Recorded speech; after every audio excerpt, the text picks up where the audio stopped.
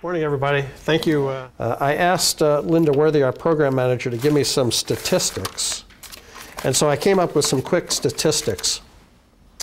If you look at the patients that we admitted last year to the hospital through the trauma program, 45% of those patients, almost half, were insured by Medicare. And as you know, Medicare pays about 70 cents on the dollar in terms of your costs. So already, you know, half of the patients you're kind of losing a little bit in terms of taking care of those patients. 25% of the patients are insured through Access, which is the state's Medicaid program. Same problem. You know, all those patients are really underinsured from the perspective of the hospital, and that the amount of money they get to take care of those patients doesn't really cover their costs. Another 25% have private insurance, commercial insurance of one form or another. And it's really those commercial insurance payers that make up the difference between what they lose on Medicare and Medicaid and what they're able to collect to break even. And then about 5% of the patients, 6% of the patients have no insurance whatsoever. And so the hospital in general gets no reimbursement from those patients. So it's a struggle for the hospital financially to keep up. And you can imagine, because Access is going to be reducing reimbursements to trauma centers and to hospitals in general, and any small change in that reimbursement makes a huge impact on the hospital's ability to meet its expenses for managing these patients. I have a question on that. Do you know what those percentages compare to with trauma centers in other states? Is that roughly the same distribution? Actually, most trauma centers in the United who are urban trauma centers, inner city trauma centers, have a higher uninsured or no insurance patient population. It's probably very similar to suburban trauma centers. Okay? So it's not true that most patients have no insurance at all, but certainly most patients in today's world are underinsured from the perspective of the hospital. So that's pretty standard. So I guess it might be a tough question to answer because you probably have to run the numbers to find out. Would, in 2014, when the Medicaid eligibility gets raised to 133%, be helpful or hurtful? Ultimately, it would be helpful. Okay. It ultimately is helpful for the hospital to have patients of insurance of one form or another. And that's why hospitals in general have been supportive of the increased coverage of patients with no insurance. Okay. Now what about physician coverage? You know, having all of those doctors available. That's a challenge in and of itself for a variety of reasons. Physicians' lifestyles are changing. They don't like to be available all the time. They don't like to be in the hospital. They like to be off nights and weekends. And so it's getting harder and harder to find physicians who really want to take on the responsibility of being available 24/7.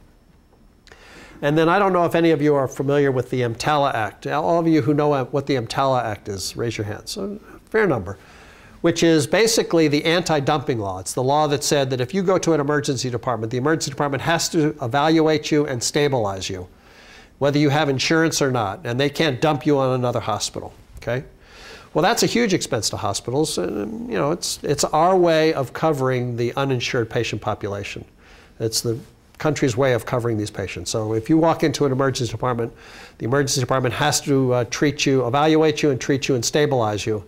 And they can't not do that because of your inability to pay. Now there's another part of that law, and the other part of that law says that hospitals have to provide coverage, emergency department coverage for the services they provide. But it doesn't say exactly how they have to do that. And it doesn't say how often they have to provide that coverage or whether they have to provide it 24/7. So take for instance orthopedic injuries. You would think that you could go to any hospital and get your broken arm or broken leg taken care of, right? But that hospital may not have anybody who's an orthopedic surgeon on call, because if they don't have enough orthopedic surgeons, or they don't have orthopedic surgeons who do emergency fracture surgery, they can simply say, well, we don't have the capacity to provide that service at this point in time. It may be 1 day out of the month, it may be 30 days out of the month. So if you then go into that hospital and need your broken bone fixed, they have to transfer you to another hospital to be able to get that done. And a lot of those patients are going to trauma centers because the trauma centers have all of those physicians available. So it becomes more of a burden on the trauma centers to take care of the patients that other hospitals don't want to take care of anymore, or don't have the physician coverage to take care of anymore. So it's becoming more and more of a challenge for the trauma centers to take care of more and more of these patients. Okay. Yes? So with all of the added expense and burden as you described. Oh, it's not a burden. We like to do this. I guess that's my question. What's in it for the hospital? What makes it a benefit to the hospital to have a trauma center if it's extra? Well, the hospital's here to serve the community, and this is a need that the community has. I mean, people around here get hurt all the time. So it's part of the mission of the hospital. It's part of the mission to serve the community as a whole, and injuries and trauma is part of that mission. You know, all things that the hospital does is expensive, and so it's really, you know, it's the right thing to do. The hospital provides a lot of services for its other patients that the trauma center brings to bear. I mean, we have physicians available for other problems that other hospitals don't have. So it really is, there's a lot of reasons why the hospital thinks that it's the right thing to do. So I'm going to give you a case presentation to sort of tie it all up and then give it over to Dr. Pritchard. And I'll warn you, anybody who doesn't like the sight of bad things, before I turn the slide, cover your eyes. So it's just one bad slide, that's all. And I'll give you a chance to, okay. So this is why we do what we do, okay? So this was a healthy 24-year-old woman who was riding a motorcycle. She was hit by a car. She wasn't wearing a helmet. She was combative at the scene. She had fractures to both of her arms. She had a large laceration to her left groin along the inguinal ligament, so right in the groin right here. She had multiple fractures of that left leg, and the left leg didn't have any blood supply. Her heart rate was about 160 beats a minute. Normal is about 80, and 160 means you're in a lot of trouble. She had no blood pressure. I think they could feel a pulse, but they couldn't measure a blood pressure at all. And they couldn't even start an IV. Okay, so they basically grab somebody like this and bring them into the trauma center, and that's why we have to be available 24/7, because this could be right outside the front door, and there's really no time to react. You need to have the people already there. Okay, so everybody cover your eyes. Now this doesn't project very well, and I apologize. So the head is up this way. This is the belly button, okay?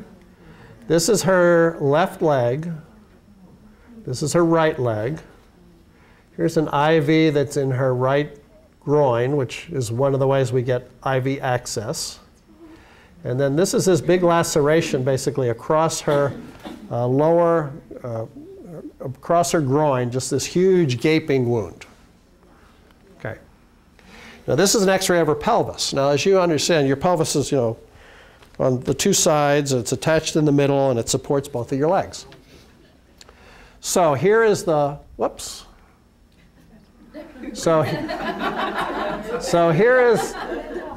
is the right side of her pelvis and her right thigh bone.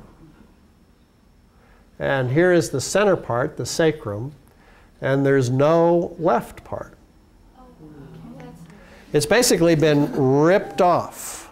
So her leg is still attached, but everything has sort of been ripped off from the side, and her leg's kind of just hanging there by the skin.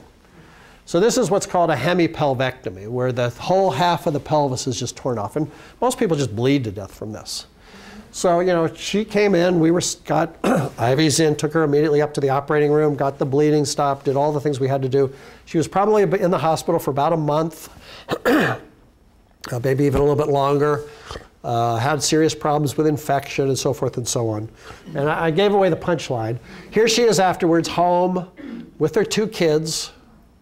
So this is why we do what we do, because it's the only thing, you know, the only places that can save patients like this are the trauma centers. So that's really why we're here and what we do.